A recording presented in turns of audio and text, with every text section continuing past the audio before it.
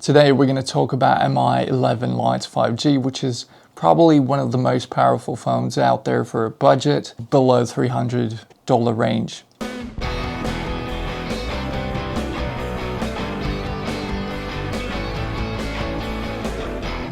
Hey, it's Mo here from MoInTech, where I try to make the best choices in terms of tech for you. If you're new here, welcome. Make sure you subscribe and also check the newsletter down below. All the links that we're going to talk about today are going to be found in the description box as well. And then make sure that you stick till the end, because I want to make sure that you don't buy the wrong model, since in the market for this specific model, the device, there are two versions of this device. And one is worse, one is better, even though they're pretty much named the exactly same name. So let's jump into it.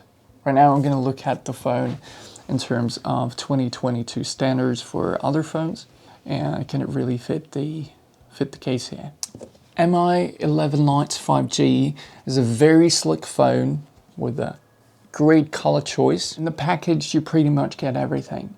You've got the charger, you've got the USB cable, and as well, you do have the 3.5mm adapter for the device, which means that you can easily connect any headphones.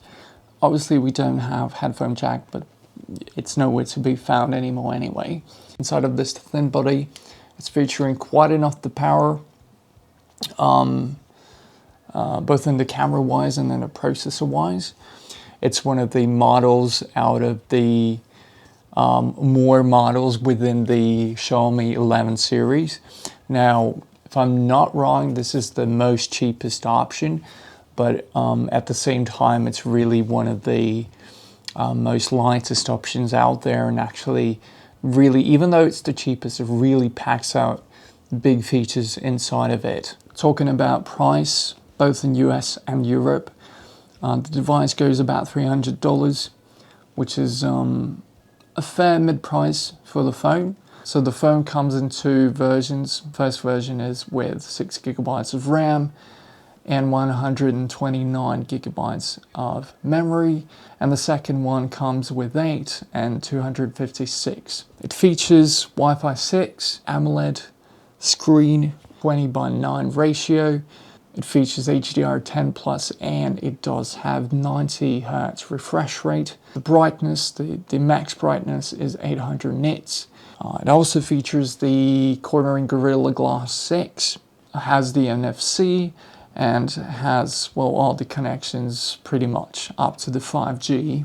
Has a GPS. It features also IP53 protection, has 24-bit audio, and does even feature infrared capability, so you can possibly use it as a remote. And obviously it does have compass and such things as well. The back camera of the Mi features whopping 64 megapixels. It can shoot up to 4K 30 frames per second. The battery pack, 4,250 hours. And there's a fast charging of 33 watts. So this phone is not really trying to, get bits and pieces out of other phones, but it's really just trying to be the whole package for that value of the money. The camera quality and the picture quality is very good, given the high density of megapixels in the device. You really can zoom out the pictures, and it really does, look well even at a quite the distance. In terms of the camera functionality, there are some AI features available. Really cool features is a macro mode and a mode where you can make just, for example, 3 pictures, at the one picture where there are 3 persons, for example, you as well. And that really does work out well. Now, let's talk about Fingerprint. On this device, it functions flawlessly. It's so fast. I mean, I even caught myself using the phone, and I thought the phone is even knowing that I'm going to press the button, because it's that fast really. So the authentication with that is happening just in a lightning speed.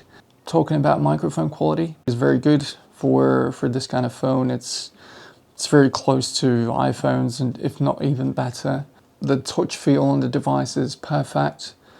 It has this glassy effect, which is you feel more like you're pressing on the glass than it is with some other touch devices where it feels like you're pressing on something warm. Here it's a bit more cold and sort of the glassy feel, but it really doesn't, I think it adds more to the device than it is. So that is a very good thing. With regards to the games are running smoothly. I don't expect any issues with people gaming it. Maybe the highest end of the games would not be really the thing you would take, but obviously those games usually do work on flagship models, and this just is not it. About the operating system and the interface. So the operating system is Android. So this is custom Xiaomi operating system that's on the phones. It is alright. All in all, I didn't really feel uncomfortable using this operating system, but what I've noticed is that you get more notifications than you would, and I think that was the problem, and still is for this kind of operating systems, that you're really maybe receiving way too much notifications, or something maybe gets even buried underneath them that you want. So that might be an issue to look out for in the phone, although by not any means I think this is a deal breaker. And possibly there are some ways to fix that. There are some Huawei and Samsung devices available as competitors and others.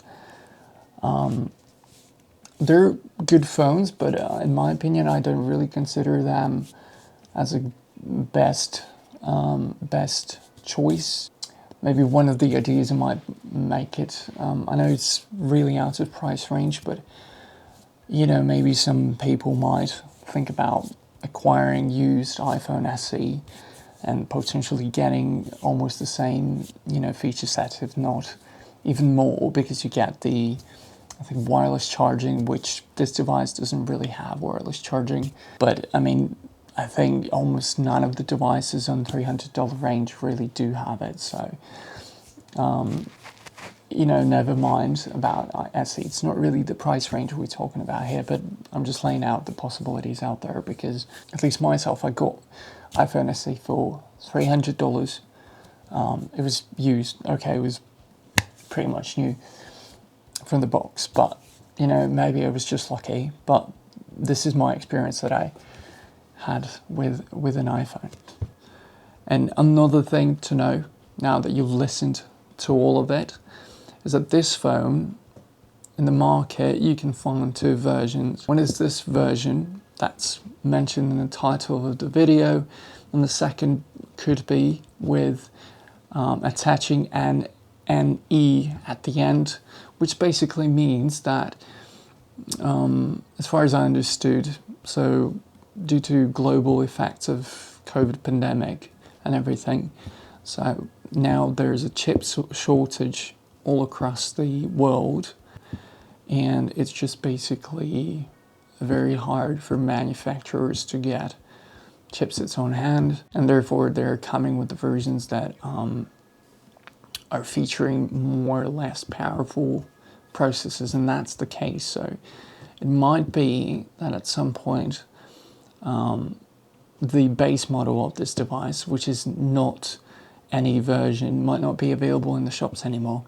So you really have to, if you want this device, then make sure you pick up the non-NE version, because that features not much maybe, but a bit more powerful processor, and that will change your camera game, change your game, and it's just going to be a bit faster than you would get with the NE version, which is stripped down version because COVID. So my thoughts, what I like about this phone, I think for this price point, the camera, the sleek design, and the weight of it, it's just great. And I don't think I have seen anything like this at this price range that could beat it.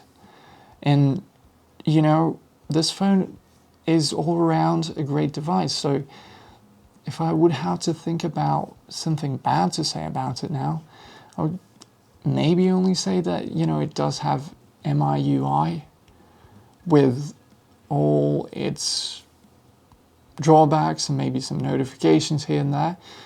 But it's not, you know, it's not critical. It's not that bad. It's totally usable.